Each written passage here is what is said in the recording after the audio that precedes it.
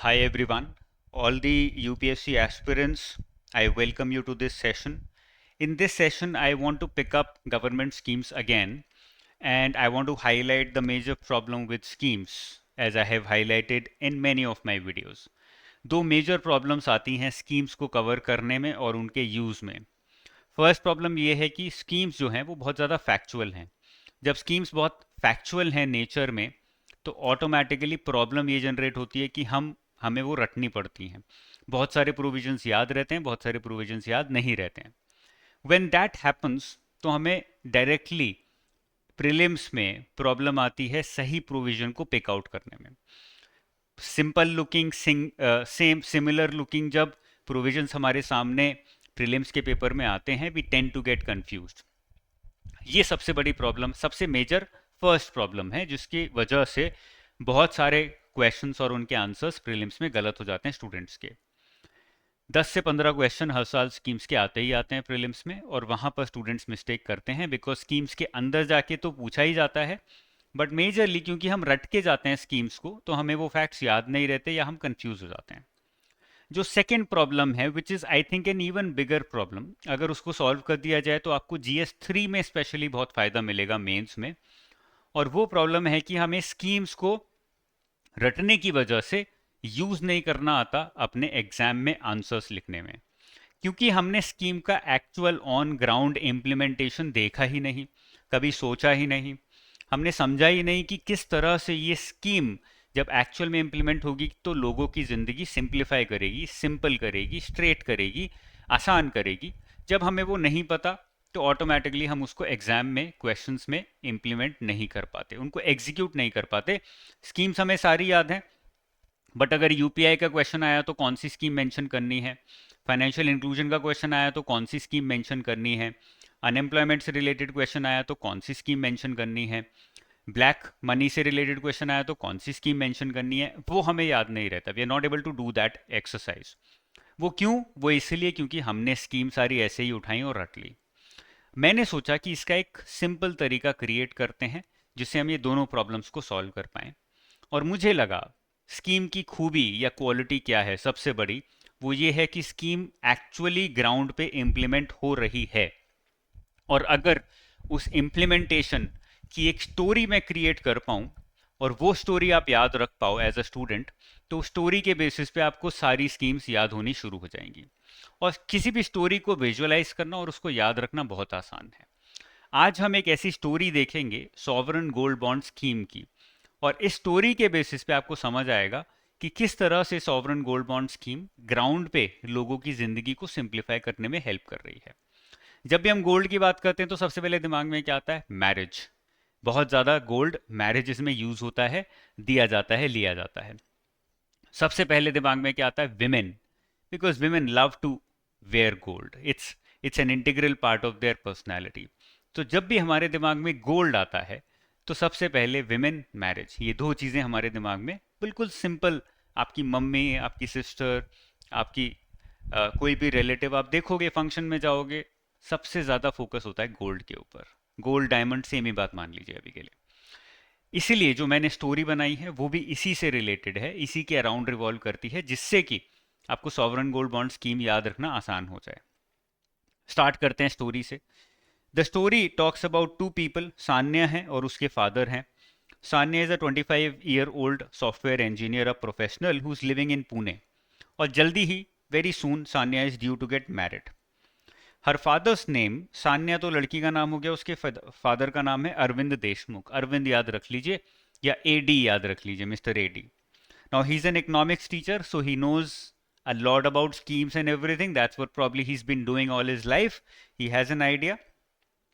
उन्होंने बोला कि यार मैं पूरी ज़िंदगी तुम्हारी शादी के लिए पैसे सेव करता आया और हमने सोचा था कि तुम्हारी शादी में ये सारा पैसा यूज़ करेंगे या बहुत सारा पैसा यूज़ करेंगे गोल्ड खरीदने में, क्योंकि गोल्ड ये सब मैं तुम्हें दूंगा, अच्छा लगेगा, तुम्हें भी अच्छा लगेगा, तुम्हारी financial safety, security, independence maintain रहेगा शादी के बाद।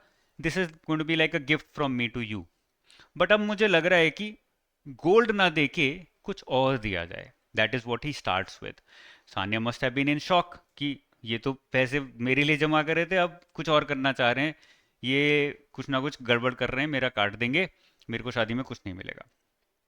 So he walks into the kitchen and says, Sanya, I think it's time we convert some of your wedding gold budget into a smarter investment. जो हमने बजट बनाया था तुम्हारे wedding पे गोल्ड के लेने के लिए, उसमें से कुछ पैसा हम निकाल लेते हैं और एक स्मार्टर इन्वेस्टमेंट करते हैं. तो सान्या सोच रही है कि भाई क्या निकालेंगे, ये क्या स्मार्टर इन्वेस्टमेंट है, बताओ मुझे. उन्होंने बोला बताओ चलो. Now investment at this time that is required has to be a safe investment, क्योंकि आप अपनी बेटी को, किसी रिलेटिव को गिफ्ट दे रहे हो, ऐसी चीज़ दे रहे हो जो आप चाहते हो कि उनके पास 10 साल 15 साल 20 साल रहे और उनका फ़ायदा भी करे, उनको कंट्रीब्यूट भी करे उनके ग्रोथ में. और अगर if there is ever a need of money, if there is ever a need of some kind of financial support, that investment provides that support. तो इसीलिए डायरेक्टली इक्विटी मार्केट में डाल देना पैसा थोड़ा सा रिस्की रहता है, या फिर मार्केट में इन्वेस्ट करना ब्रॉडली रिस्की रहता है, because you never know what happens in the stock market. तो इसीलिए वो इन्वेस्टमेंट तो नहीं होगी. Sanya also knows that, mister Reddy also knows that. तो क्या होगा? He smiles. I mean, let's invest in sovereign gold bonds. They're backed by the government and issued by the RBI. तो दो हमें प्रोविजंस पता लग गए. Number one, it is backed by the government and issued by the RBI. ऐसा नहीं है कि it is backed by RBI, no, it is backed by the government and on behalf of the government, because RBI is banker to the government, so it is issued by the RBI. So he says let's invest in sovereign gold bond. फिर वो अपना PDF निकालते हैं iPad पे और दिखाना शुरू करते हैं कि भैया ये है क्या. These are government backed debt securities denominated in grams of gold. So it is not actual gold. ये एक्चुअली एक पीस ऑफ पेपर है, बट क्योंकि सरकार ने इशू किया है तो सेफ है, 100% सेफ है. और ये जो है गोल्ड के ग्राम्स में, गोल्ड के वेट में इस पीस ऑफ पेपर की वैल्यू है. तो अगर 10 ग्राम का सॉवरन गोल्ड बॉन्ड लोगे तो मतलब आपने एक्चुअली 10 ग्राम का गोल्ड ले लिया, बट आपने सॉवरन गोल्ड बॉन्ड, एक बॉन्ड ले लिया सरकार से. तो वो पूछेगी, शी विल नाउ आस्क यार how is it better than real gold और एक्चुअल गोल्ड और फिजिकल गोल्ड, या फिर how is it better than my wedding gifts in terms of gold, how is it better than gold jewellery. वो पूछेगी, वो उसका भी जवाब देगा. तो हमें ये समझ आ गया, it's a government backed debt security which is issued by RBI on behalf of the government and it is denominated in grams of gold. तो उन्होंने पूछा होगा कि यार इसका फायदा क्या है, बट उससे पहले ही मिस्टर रेड्डी ने बता दिया कि हमें इस पे इंटरेस्ट भी मिलता है. अब अगर आज तुम गोल्ड ज्वेलरी बनवाओगी बहुत सारी, थोड़ी कम बनवाओगी और थोड़ा सा पैसा इसमें डालोगी, तो तुम्हें रेगुलरली इंटरेस्ट भी मिलेगा, तुम्हारी इनकम भी हो रही है. तो अगर मैंने 50 लाख का तुम्हें गोल्ड बॉन्ड दे दिया सीधा सीधा, तो तुम्हें 2.5% के हिसाब से इंटरेस्ट भी मिलना शुरू हो जाएगा. 50 लाख का 1% हुआ 50,000, 2.5% हुआ 1,25,000. 1,25,000 सालाना, every year you will start earning interest. It's not less money. 10,000 रुपये महीना तुम्हें आ रहा है फ्री का, without anything, without doing anything. वो बहुत अच्छा एक इन्वेस्टमेंट है और बहुत अच्छा एक रिटर्न है जो तुम्हें मिल रहा है. So plus we get interest also. Sanya nods and she's like, so it's like digital gold with benefits, and that's exactly what sovereign gold bond is. It was launched in on November 5th 2015. तो सान्या का सवाल होता है, लग तो interesting रहा है, investment opportunity अच्छी लग रही है कि सरकार से हमने ले लिया, सिक्योर भी है, उतना गोल्ड मुझे चाहिए भी नहीं, उतनी ज्वेलरी का मैं क्या करूंगी, और ये तो एक गोल्ड जैसा ही है, ज्वेलरी से बेटर है क्योंकि मेकिंग चार्जेस ज़ीरो हो गए. अब अगर मैं फिजिकल गोल्ड लेती, प्योर गोल्ड, तो उसमें प्रॉब्लम ये आती कि उसको रखो कहाँ. इसमें फ़ायदा ये है कि मुझे इंटरेस्ट भी मिल रहा है, और क्या मैं जब चाहूँ इसको बेच सकती हूँ. Is it as liquid as gold? That is probably going to be one of the questions in our mind. उसका भी आंसर अभी मिलेगा. तो सान्या का पहला क्वेश्चन होता है कितना खरीद सकते हैं. Probably they have some black money also और सम कैश ऑल्सो सेव्ड. हो सकता है उसके पिताजी ने थोड़ा बहुत कैश सेव करके रखा हो अपनी सैलरी वगैरह में से निकाल के, कि खर्च ना हो जाए. तो क्या हम वो कैश यूज कर सकते हैं? टोटल हम कितना खरीद सकते हैं? मिनिमम इन्वेस्टमेंट 1 ग्राम का होना चाहिए, Eddie says. Maximum investment 4 kg for an individual, 4 kg for HUF and 20 kg for trusts and institutions. ये मैक्सिमम इन्वेस्टमेंट है जो आप सॉवरन गोल्ड बॉन्ड में कर सकते हो. इंडिविजुअल हो, जैसे कि तुम हो, सान्या हो, तो 4 किलो रख सकते हो मैक्सिमम. कोई HUF है तो वो 4 किलो रख सकता है, और कोई ट्रस्ट है या फिर कोई कंपनी है, इंस्टीट्यूशन है, फर्म है, तो वो 20 किलो तक ले सकती है। Okay, now this is where it gets interesting. Sanya asks कि ठीक है, लेकिन कल को अगर मैं जॉइंटली मेरे हस्बैंड के साथ फिर से सॉवरन गोल्ड बॉन्ड लेना चाहती हूँ, तो उस केस में क्या ये 4 किलो की लिमिट मैं खत्म कर लूंगी? लेट्स से अभी सान्या के फादर बोलते हैं अभी 4 किलो ही खरीद लेते हैं, तुम्हारी पूरी लिमिट यूज कर लेते हैं, 4 किलो गोल्ड खरीद लेते हैं सॉवरन गोल्ड बॉन्ड। तो सान्या ने बोला अगर कल को मैं चाहूँ कि, या फिर my husband wants that I also want to purchase some more sovereign gold bond, तो लिमिट तो खत्म हो गई शायद 4 किलो की। तो सान्या के फादर ने बोला मिस्टर रेड्डी सेज नो, अगर कल को तुम जॉइंटली इन्वेस्ट करते हो तो तुम में से एक इंसान की लिमिट यूज होगी, दूसरे इंसान की लिमिट यूज नहीं होगी। So tomorrow you and your husband, Sanya and her husband, can also go and buy more sovereign gold bond. उसमें होगा क्या कि उसके जो हस्बैंड हैं उनकी ही सॉवरन गोल्ड बॉन्ड की लिमिट यूज होगी, सान्या की लिमिट यूज नहीं होगी। जॉइंटली लोग क्यों खरीदना चाहते हैं? क्योंकि उनके पैसे कंबाइंड होते हैं। लेट्स से सान्या ने 1 लाख सेव किया हुआ है, उसके हस्बैंड ने भी 1 लाख सेव किया, वो चाहते हैं 2 लाख रुपए कंबाइन करके जॉइंटली, एक जॉइंट अकाउंट हमने बना रखा है उसमें डाल के वहां से खरीद लेते हैं। कल को something happens to one person, then the other person can use that amount very easily, क्योंकि जॉइंट अकाउंट है। So he says you can do that. Limit जो है वो एक इंसान के ऊपर लगेगी। Second holder can separately buy 4 kgs, because Sanya already has 4 kgs now, तो सान्या के ऊपर वो लिमिट अप्लाई नहीं हुई, और सान्या के पास अगर लिमिट होती भी तो वो उसको अलग से यूज कर सकती थी। This is a very interesting point जो नॉर्मली लोग समझ नहीं पाते हैं, क्वेश्चन आ सकता है इसके ऊपर। इंटरेस्ट मैंने आपको बता दिया 2.5% मिलता है हर साल का, which is very useful. 1,25,000 50 lakh की इन्वेस्टमेंट पे, वो भी गोल्ड की इन्वेस्टमेंट पे, आपको हर साल इंटरेस्ट मिल रहा है। It is paid twice a year, और ये इनिशियल इन्वेस्टमेंट पे कैलकुलेट होता है, ये ध्यान रखना है। एक्चुअल गोल्ड की आज वैल्यू कितनी है उस पर कैलकुलेट नहीं होता है। अगर मैंने आज 50 लाख का गोल्ड सॉवरन गोल्ड बॉन्ड लिया, 5 साल बाद वो 5 करोड़ का हो गया, लेट्स से 10 टाइम्स हो गया, 5 करोड़ का हो गया, तो मुझे इंटरेस्ट अब 5 करोड़ पे नहीं मिलेगा, मुझे इंटरेस्ट आज भी 50 लाख पे ही मिलेगा। हाँ, when I go back and redeem that bond, then I will get 5 crore rupees, जो भी उसकी प्रेजेंट मार्केट वैल्यू है वो मुझे मिल जाएगी। Okay, so this interest is paid twice a year, और 2.5% पर एनम फिक्स्ड इंटरेस्ट मिलता है, और ये सिंपल इंटरेस्ट के बेसिस पे इनिशियल इन्वेस्टमेंट के ऊपर मिलता है, no compounding, nothing of that sort. Okay, Sanya ने पूछा कि यार कितना लिक्विड है पापा ये गोल्ड, क्योंकि अगर कल को मुझे ज़रूरत पड़ी तो मैं फिजिकल गोल्ड तो कहीं भी सुनार को बेच के and I can get my money, but can I sell sovereign gold bond whenever I want, is it that liquid? तो सान्या के फादर ने बोला mister Reddy says let me explain. Overall complete tenure is 8 years, 8 साल के बाद तो redeem होके आपको पैसा वापस मिल ही जाएगा चाहे कुछ भी हो, but you can exit after 5 years, तो लॉक इन है 5 साल का। But your financial condition is actually very good, I am also not old, 5 साल में कुछ नहीं होने वाला, तुम्हारे पास और भी बहुत सारी इन्वेस्टमेंट्स हैं, तो 5 साल के लिए मुझे लगता है ये लॉक इन करके डाल देना चाहिए। It's also good because you can't then use this money. तो लॉक इन है 5 साल का, 5 साल के बाद जब चाहो रिडीम कर लो।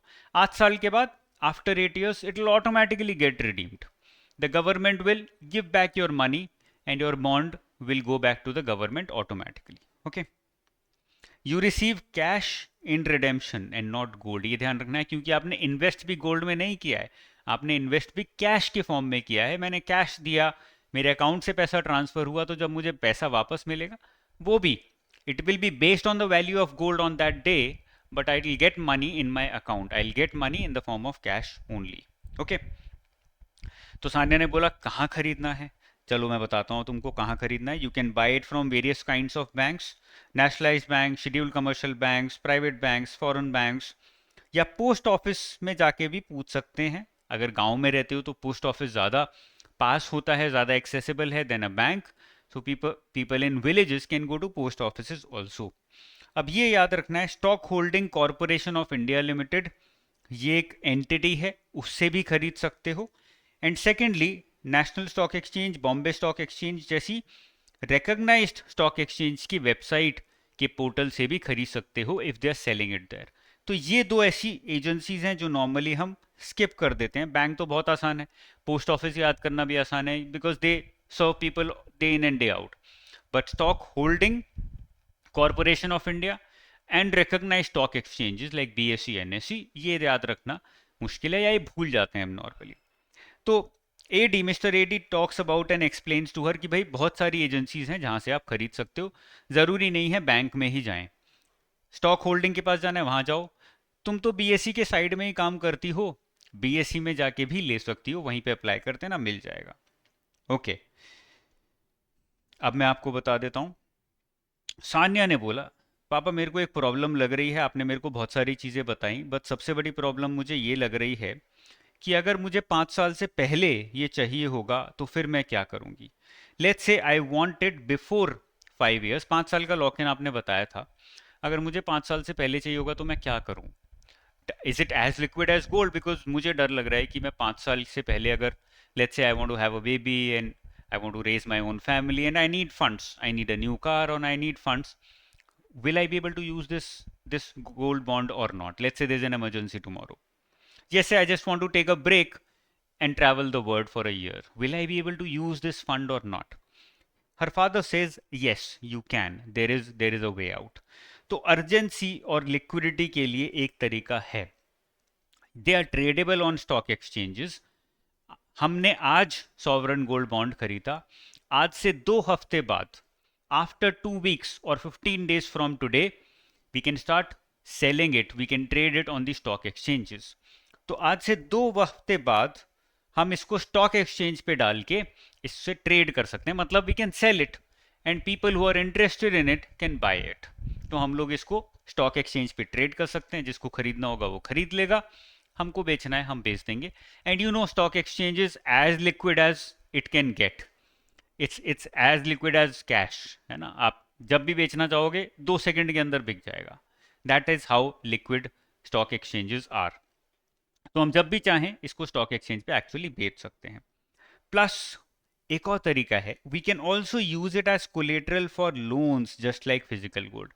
लेट्स से स्टॉक एक्सचेंज पे नहीं पहुंच पाई, नहीं ट्रेड हो पा रहा है तुमसे, तुमको नहीं आता है, या कोई गांव में रहता है उसको ये सब नहीं समझ में आ रहा है, तो वो अपने आसपास जो भी बैंक है वहां जाके सॉवरन गोल्ड बॉन्ड की रिसीट दे सकता है, उसका फिजिकल प्रूफ दे सकता है, या अकाउंट से भी वो प्रूव हो सकता है, और उसको कोलेटरल रख के, because it is as good as cash, उसको कोलेटरल रख के बैंक आपको लोन भी दे सकता है. कल को वो लोन वापस कर दो, आपको गोल्ड वापस मिल जाएगा, सॉवरन गोल्ड बॉन्ड. तो अगर इमरजेंसी है, अर्जेंसी है, उसमें पैसा चाहिए, तो भी ये यूज किया जा सकता है. तो अर्जेंसी और लिक्विडिटी के लिए अगर 5 साल से पहले आपको लिक्विडेट करना है तो उसके 2 तरीके हैं, या तो स्टॉक एक्सचेंज में जाके ट्रेड कर दो, या फिर बैंक में जाके उसके अगेंस्ट लोन ले लो. ठीक है.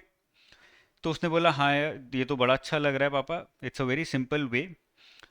मैंने बैंक को दिया, बैंक क्या उसका यूज कर सकता है. तो she is an engineer, let's assume that Sanya is also preparing for some bank exams, RBI exam, civil services सोचा था, बट हिम्मत नहीं हो रही है, सिलेबस बहुत ज़्यादा है. So she is prepare thinking of preparing for bank exams, SSC और आरबीआई एग्जाम. तो उसके दिमाग में क्वेश्चन आया कि बैंक ने तो मुझसे ले लिया, बैंक उसका क्या करेगा, बैंक को क्या फ़ायदा, बैंक का लॉस नहीं हो रहा. तो उसके father, because he's an economics professor, he has an answer to that also. Banks can use them for SLR. Bank की जो SLR स्टैट्यूटरी लिक्विडिटी रेशो की लाइबिलिटी होती है, रिस्पॉन्सिबिलिटी होती है 21% के आसपास की, वो बैंक यूज कर सकता है. It can use the sovereign gold bond that it is buying. जो भी वो सॉवरन गोल्ड बॉन्ड खरीद रहा है उसको वो SLR की तरह ट्रीट कर सकता है, तो उसकी SLR की लाइबिलिटी फुलफिल होती जाएगी. Okay okay. सान्या का लास्ट क्वेश्चन, टैक्सेस का क्या होगा, क्योंकि मुझे इंटरेस्ट मिल रहा है, क्या उस पर टैक्स देना पड़ेगा. अगर मैं आज से 5 साल बाद, 6 साल बाद, 8 साल बाद मुझे पैसा वापस मिलेगा, तो जो भी, अगर मैं बेचती हूँ मार्केट में गोल्ड को, तो गोल्ड पे जो भी मुझे कैपिटल गेन होता है उस पर मुझे टैक्स तो शायद नहीं देना होता, देना होगा तो शायद जीएसटी देना होगा, मैक्स 2-3%. तो इस केस में क्या है, क्या मुझे टैक्स देना पड़ेगा. Her father has an answer to that as well. आपका इंटरेस्ट टैक्सेबल होगा, इंटरेस्ट तुम्हारी ओवरऑल इनकम में ऐड हो जाएगा, जो भी तुम्हारी इनकम है उसमें इंटरेस्ट ऐड हो जाएगा, तो वो टैक्सेबल होगा. इनकम फ्रॉम अदर सोर्सेज में इंटरेस्ट इनकम में वो आ जाएगा. बट जो तुम्हें कैपिटल गेन होगा या कैपिटल लॉस होगा, कुछ भी होगा, at the time of selling this sovereign gold bond, loss तो होता नहीं है गोल्ड में, तो जो भी तुम्हारा गेन होगा at the time of selling this bond, 50 lakh का 5 करोड़ हो गया, कितना फायदा हुआ मेरा, 4.5 करोड़ का फायदा हुआ, 4.5 crore, that is completely tax free, आपको कोई भी टैक्स नहीं देना है। Capital gain tax on redemption is exempt for individuals, ये भी याद रखना है, खाली इंडिविजुअल्स इन्वेस्टर्स के लिए जैसे कि सान्या, उनके लिए ये कंप्लीटली टैक्स फ्री है, the capital gain on selling और रिडीमिंग द बॉन्ड। फर्म्स के लिए, ट्रस्ट के लिए, एच के लिए, उनके लिए कैपिटल गेन टैक्स फ्री नहीं है, इंडिविजुअल्स के लिए है। ओके, बड़ी अच्छी बात है। अब यहाँ पे एक क्वेश्चन आता है जो कि इस स्कीम से रिलेटेड नहीं है, बट मेरे दिमाग में ये क्वेश्चन आ रहा है। सान्या माइट थिंक्स कि पापा we have a lot of black money lying idle और we have a lot of cash which is unaccounted, जो कि हमने धीरे धीरे इकट्ठा किया है, हमारी मम्मी ने इकट्ठा किया है, तो कल को हम इससे गोल्ड खरीदेंगे या कुछ भी खरीदेंगे तो उसमें हमें, हमारे पास शायद कोई प्रूफ नहीं होगा। तो कल को अगर इनकम टैक्स वाले मेरे पास आए, उन्होंने बोला कि अपना गोल्ड सारा दिखाओ कितना है तुम्हारे पास, चेक करना है हमें, तुम कुछ ब्लैक मनी तो नहीं कमा रही हो, तो फिर हम क्या करेंगे। तो उसके फादर के पास वो भी आंसर था, उन्होंने बोला married women NW can keep 500 grams of gold without any bill, without any explanation. You can have as much as you want, 500 kilo रखो कोई दिक्कत नहीं है, but up to 500 grams, no bill required, no proof required. Unmarried women UW 250 grams, no bill required, nothing required, कुछ नहीं चाहिए। Main, अब main married हो या अनमैरिड हो, बिकॉज ज़्यादा गोल्ड का क्रेज विमेन में होता है, मेन में कम होता है।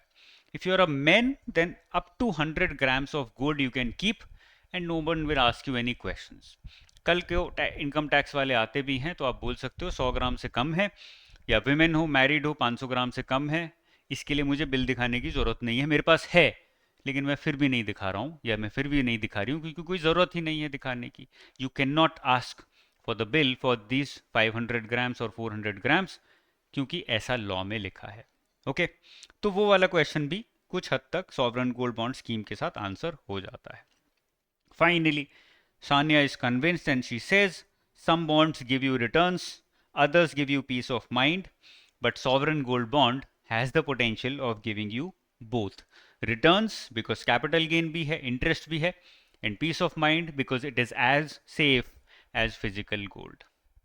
Now I am very sure with this story, majority of your understanding of sovereign gold bond scheme is complete, क्योंकि हमने देख लिया ग्राउंड पे किस तरह से इम्प्लीमेंट होती है, किस तरह से लोगों की ज़िंदगी वो चेंज कर सकती है, थोड़ी बहुत इंप्रूव कर सकती है, सिंप्लीफाई कर सकती है, and with that you can even use it in various questions and answers as an example. जब भी यूज़ करना चाहो कर सकते हो, छोटे से फॉर्म में 2 लाइन का एग्जाम्पल दे सकते हो, या खाली स्कीम का नाम भी देना आसान हो जाएगा, because now you understand the scheme from a ground perspective, ज़मीनी तौर से आपको थोड़ी सी समझ बेटर हो जाती है। That is all for this session from my side. I'm very sure that you learned something new and you also found a better way of remembering it through these stories. If you have anything to say, if you want to connect with me, if you want to say anything about this series, about these kind of lessons, pen it down in the comment section below. Take out 1 minute, 2 minute of your lives and put down your thoughts. It will also help me understand कि ये series actually useful है भी या नहीं है. Okay. All the best. Keep studying hard for your examination. Take care. Bye bye. Jai Hind.